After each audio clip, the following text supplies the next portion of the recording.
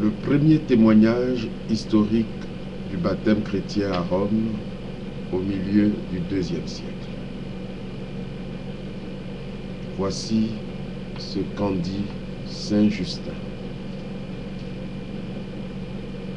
Nous allons vous exposer comment, après avoir été renouvelés par le Christ, nous nous consacrons à Dieu.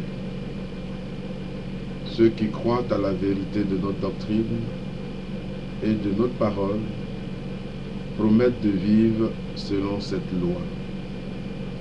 Nous leur enseignons à prier et à demander à Dieu en jeûnant le pardon de leurs péchés passés. Nous-mêmes, nous prions et jeûnons avec eux.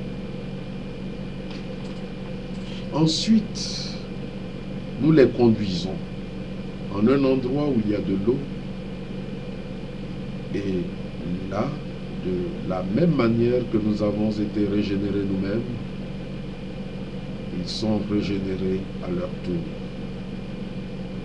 Au nom de Dieu le Père, Maître de l'univers, de notre Seigneur Jésus-Christ et de l'Esprit Saint, ils sont alors lavés dans l'eau.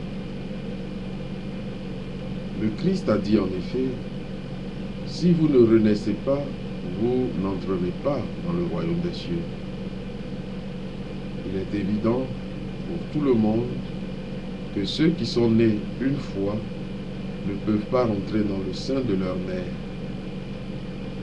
Le prophète Isaïe a enseigné comment les pécheurs convertis effaceront leurs péchés.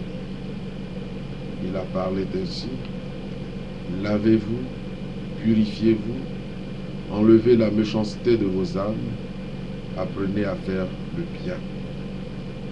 Venez, discutons, dit le Seigneur, et si vos péchés sont comme l'écarlate, je vous rendrai blanc comme la laine. » Voici la doctrine que les apôtres nous ont transmise à ce sujet.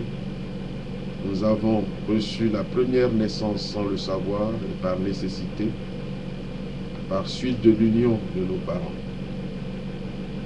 Pour que nous ne demeurions pas les enfants de la nécessité de l'ignorance, mais du libre choix et de la connaissance, et pour que nous obtenions dans l'eau le pardon de nos péchés passés, sur celui qui veut renaître et se convertir de ses péchés, on invoque dans l'eau le nom du Père de l'univers, notre Dieu et Maître.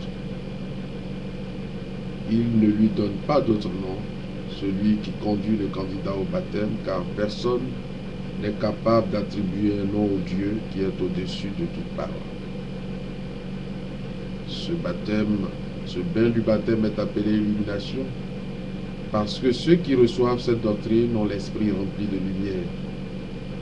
C'est aussi au nom de Jésus-Christ, crucifié sous Ponce Pilate, et au nom de l'Esprit Saint, qui a proclamé d'avance par les prophètes tout ce qui se rapporte à Jésus, c'est en leur nom qu'est baptisé celui qui reçoit la lumière.